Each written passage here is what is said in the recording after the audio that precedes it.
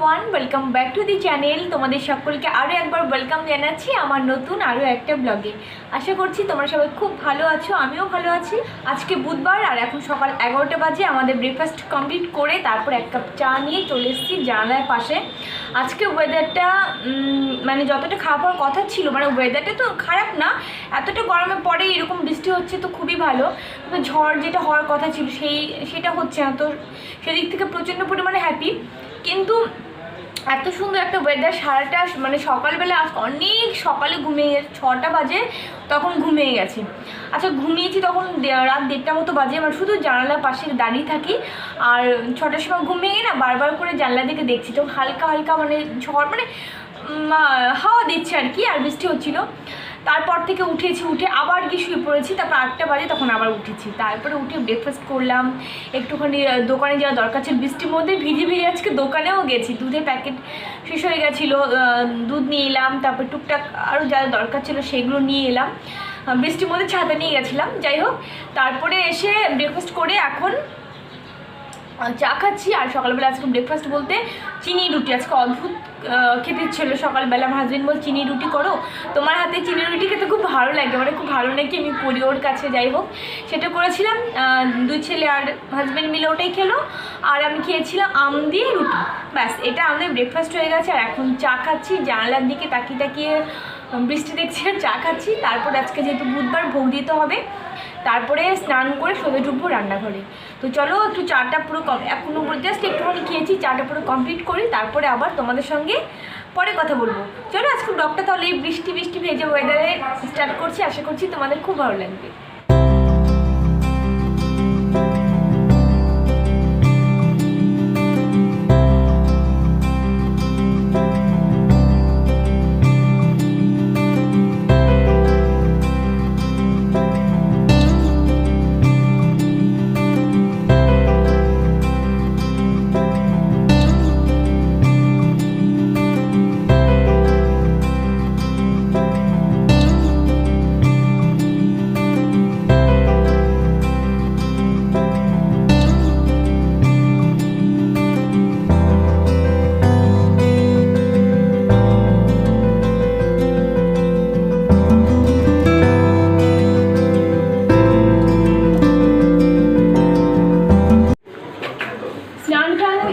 করে তোমাদের সাথে কথা বলার পরে সেরকম আর কোনো কাজ আমার ছিল না, শুধুমাত্র ঘরটা মুছে ছিল। এই যা মানে ঘরটা মুছে আর ফাইনালি আর একবার কিচেনটা যেহেতু ভোগে রান্না হবে একবার হালকা করে ক্লিন করা, একটু মুছিনো আর কি। তো সেটা করে তারপর ডাইরেক্ট স্নান করে চলে এলাম রান্নাঘরে। ভাত বসিয়ে দিয়েছি অলরেডি, এদিকে একটু দেখিয়ে দিচ্ছি। ভাত বসিয়ে দিয়েছি আর নিরামিষ ভোগে রান্না হবে। তো আজকে রান্না হবে মুগ ডাল, আর মুগ ডালটা বের করে নিই। মুগ ডাল রান্না হবে, আর তার সাথে হবে পটল ভাজি, আর হবে আমের চাটনি, আর হবে হচ্ছে পাঁপড় ভাজি। এটা হচ্ছে আজকে দুপুরে রান্না। তো চলো রান্নাটা তাড়াতাড়ি করে বসিয়ে দিই, কারণ ওইদিকে ঠাকুরঘরে আমার এখনো পর্যন্ত কোনো কাজ করা হয়নি। নিচে নেমেছিলাম আজকে, মানে ইয়ের জন্য ফুল আনবো, বুধবার যেহেতু আমের সর লাগবে, তারপরে ফুল সব কিছু তো লাগবে। কিন্তু কোথাও মানে বৃষ্টির মধ্যে জানো আমি এই মাথাতে কোন মাথায় আমি ঘুরেছি, কিন্তু কোথাও কোনো ফুলওয়ালা আজকে বসেননি, কোথাও ফুল পেলাম না আজকে। আমার বাড়ির নিচে মাসে বসতেন, সেই মাসে এখন বাজারে গিয়ে বসে। আমার বাড়ির ওই মানে আমার বাড়ির সামনে যে বাড়িটা, ওই বাড়ির নিচে একটা দোকান আছে ফুলের, সেই দাদাও আজকে আসেননি। মানে এতটা বৃষ্টি, তারপরে দূর থেকে যারা সকালবেলা উঠে বেরোতেই হয়তো পাইনি ফুল আনতে যেতে। তো যাই হোক, সে তার জন্য আর কি ফুল পাইনি। তো কালকে মঙ্গলবার দিন সেই ফুল ছিল খানিকটা, আমি আবার প্লাস্টিকও রেখে দিয়েছিলাম। বাসি ফুল কিছু করার নেই, ওই একটুখানি হালকা করে দিয়ে দেবো, আর কিছু করার নেই। তো চলো রান্নাটা বসিয়ে দিইনি, কড়াই অলরেডি বসিয়ে দিয়েছি। মুগ ডালটা ভাজবো, মুগ ডালটা ভেজে প্রেশার কুকারে দেবো। আগে না আমি প্রেশার কুকারে দিতাম না মুগ ডাল, মানে ওই ভেজে জল দিয়ে দিতাম কড়াইতে। তো অনেকটা টাইম লাগতো, আর মানে অনেকটা টাইম লেগে যায়, আমার মানে বিরক্তি লেগে যায়। তো সেই কারণে কী করেছি এখন বলো তো, প্রেশার কুকারে দিচ্ছি। আর একটা আমার এক্সপিরিয়েন্স থেকে বলছি, প্রেশার কুকারে দিলে না আগে কি দেখতে বলো তো, একটু মানে কেমন যাটা একটু লালা টাইপের হয়ে যায়, মানে কেমন যেন লাগে। তো এখন আমি কি করি, মুগের সঙ্গে একটুখানি হলুদ মিশিয়ে দিই আর লবণ মিশিয়ে দিই। এতে কি ওই লালা লালা ভাবটা লাগে না, প্লাস ওই একটু ফ্যানা ফ্যানার উপর লাগে ওটাও লাগে না, একদম নর্মাল ডালের মতো লাগে খেতে। মানে কড়াইতে যেভাবে আমরা করি মুগগুলো সেম লাগে, আরও টেস্ট বরঞ্চ বেশি লাগে আমার মনে হয়। তো পরাপর কয়েকদিন আমি করলাম, ওইভাবেই করেছি, আজকেও ওইভাবেই করব। তো চলো স্টার্ট করি রান্নাটা। কারণ ঠাকুর ঘরে এখন পর্যন্ত কোনো কাজই হয়নি, ঠাকুরের বাসন মাজিনি, ঠাকুর ঘর ক্লিন করিনি, কিছুই করিনি, ওইভাবেই রয়েছে ঠাকুর ঘর। আজকে এটা রান্না হবে, তার সাথে দুধ জাল দিয়ে নেবো। ঠাকুরকে আজকে সুজি টুজি কিছু করবো না, দুধ জাল দিয়ে দুধ দেবো। এখন রান্নাটা আপাতত করে নিই।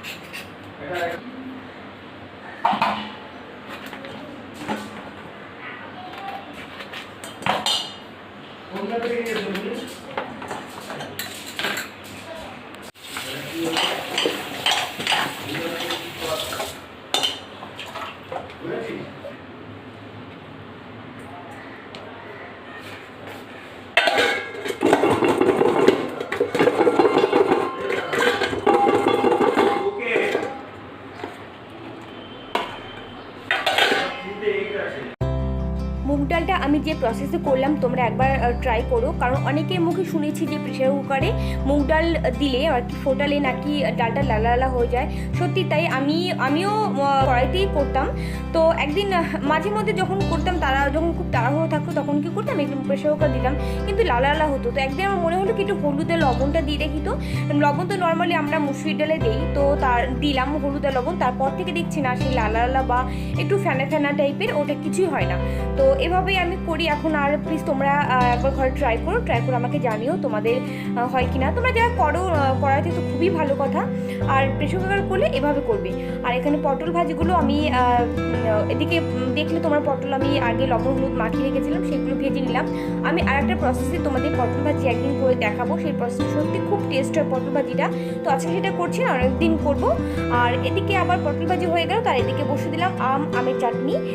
তো আমের মধ্যে একটুখানি হলুদ দিয়ে দিলাম, লবণ দিয়ে দিলাম, আর তার মধ্যে জল পরিমাণ মতো জল দেবো। আর অল্প একটুখানি করেছি, আমার ভুলই হলো, মানে আর একটু বেশি করে রাখলে মনে হয় বেটার হতো।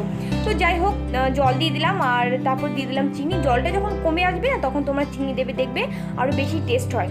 আর এদিকে দেখো ডাল আমার হয়ে গেছে, আর মানে খুব সুন্দর মেল্ট হয়ে গেছে। তবে আজকে ডালটা আরেকটু আমি মানে গোটা গোটা রেখেছি। প্রথম আমি না বুঝতে পারতাম না প্রেশার কুকারে যে একদমই গলে গেলে তো মুগ ডালটা ভালো লাগে না খেতে। তো বেশ কয়েকবার করেছি, তারপর থেকে একটা আন্দাজ চলে এসছে, না এইটুকু দুটো সিটি দিলে আমার হয়ে যাবে। তো সেইভাবে করি। আর এখানটায় দেখো মোটামুটি হয়ে গেছে চাটনিটা। আর এই চাটনির মধ্যে একটা মশলা আমি মিশিয়ে দেবো, এটা আমার হোমমেড মশলা, ঘরে সবসময় তৈরি করে রাখি। এটা আমার কিছু না, জিরে, শুকনো জিরে রোস্ট করা, আর মৌরি, মেথি, শুকনো লঙ্কা, তেজপাতা সব আমি করে ডাস্টিং পাউডার করে রাখি। যে কোনো চাটনি আচার এরকম করে তার মধ্যে দিয়ে দিই, আর খুব সুন্দর টেস্ট হয়। তোমরা এরকম ঘরে করে রাখতে পারো, দেখবে আমের দিন এখন আমের চাটনি বা যে কোনো কিছু চাটনির মধ্যে একটু তোমরা দেবে এরকম পাউডারটা, খুব ভালো লাগে খেতে, যেহেতু মৌরি আর মেথি থাকে আর টেস্টটা বেড়ে যায়। আর এদিকটা ডালটাও হয়ে গেছে আমার, দেখো ডালটা আমি এবার সোমবার দিয়ে নেবো। আর ডালটা এদিকে হতে হতে ওইদিকে পাশে আবার দুধ বসিয়ে দেবো। আর এদিকে দুধটা হতে একটু টাইম লাগবে, কারণ দুধটা বসিয়ে দিতে আরও কোনো কাজ নেই, এটা আপন মনে হতে থাকবে। তো যাই হোক, এদিকে দুধটা বসিয়ে দিলাম, আর এদিকটা আমি পাঁপড় ভেজে নিলাম। তো সব মানে কাজবাজ বলতে রান্নাঘরের কাজবাজ আপাতত আমার কমপ্লিট। আর পাঁপড়টা ভাজলেই আমার হয়ে যায়। আর তারপর আমি চলে যাব আমি এখন ঠাকুর ঘরে, কারণ ঠাকুর ঘর আমার কোনো কাজই করা হয়নি। যদিও আজকে রান্নাবান্না খুবই তাড়াতাড়ি, মানে অনেকটাই আগে, মানে 12:30টার মধ্যেই হয়ে গেল সব কিছু। তো এখন আমি সোজা যাব আমি ঠাকুর ঘরে। আর তোমরা তাহলে দেখে নাও আমি কী কী রান্না তাহলে করলাম।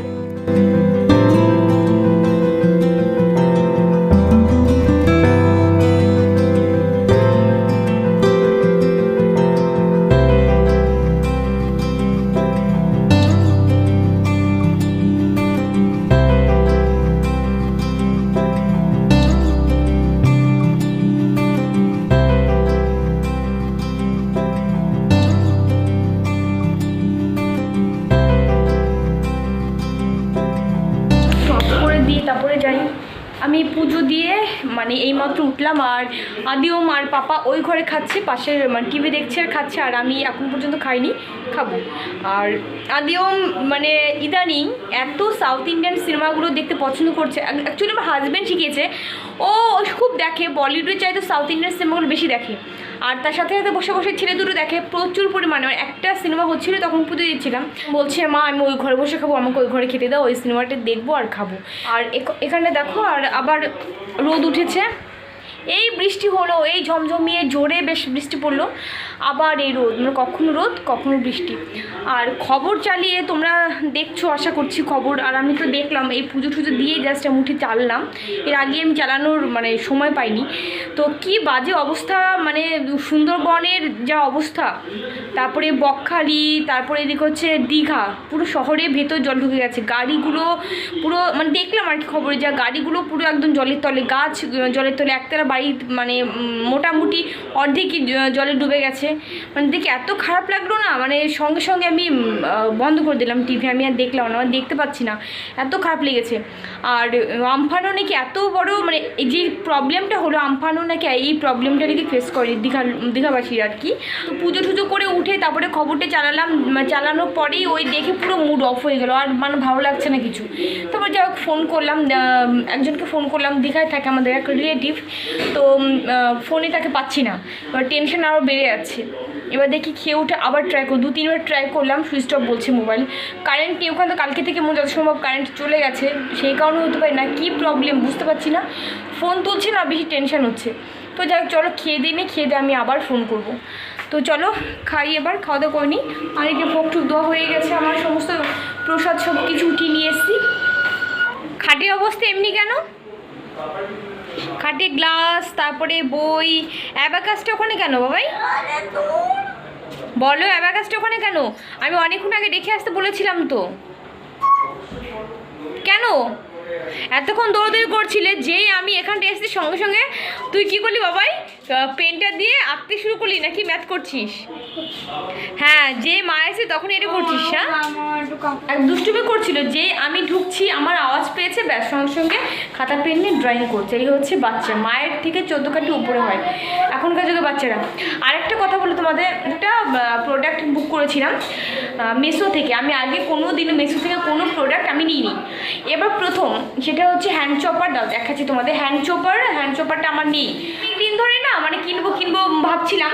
তো মেসোতে দেখলাম যে প্রথমবারে যে প্রথমবার কিনবে সে হচ্ছে কত প্রায় 67% ডিসকাউন্ট পাবে, এরকম দেখলাম। তো আমার প্রথমবার একদম, আমি মেসোটার আগে কখনো কোনো মানে আমার অ্যাকাউন্ট থেকে কখনো কোনো সময় কোনো প্রোডাক্ট আমি কিনিনি, আমার অ্যাকাউন্ট থেকে বলি না, আমার হাজব্যান্ড অ্যাকাউন্ট বা আমরা কিনিই নি, আমি প্রথম নিলাম। তো হ্যান্ড চপার নিলাম একটা, আর এসছে হচ্ছে দুপুরে পর স্যানিটাইজার করেছি, স্যানিটাইজার দিয়ে স্যানিটাইজ করেছি, করে টুরে ঘাটের তলায় ঢুকে রেখেছি। কারণ আমি ভুলে ঘাটের তলা থেকে বের করে আবার আমি রেখেছিলাম ইয়েতে, ওই শোকেসের নিচের তাকে রেখেছিলাম। না তোমাকে দেখাতে হবে, হাত থেকে পড়ে গেলে গেল। এটা জানো তো, দাঁড়া ভাই আমি দেখাচ্ছি। ছাড়, প্রথমবার নিলাম যেহেতু অনেকটা ডিসকাউন্ট পেয়েছি, মানে 900 ml প্রথমবার নিয়েছি, অফারে পেয়েছি। এইটা পরে আর পাবো না অফারটা। এটা দাঁড়া তোমাদের দেখাচ্ছি, দাঁড়া আমি এটা ট্রাই করে বসিয়ে নিই, তোমার দেখাবো। এটা এটা হচ্ছে 900 ml এটা, ঠিক আছে। ছোট পেয়েছিলাম, ছোটোটার দাম ছিল 135 টাকা, আর ওটা হলো 500 ml হবে। আর এটা হচ্ছে 900 ml 160 টাকা।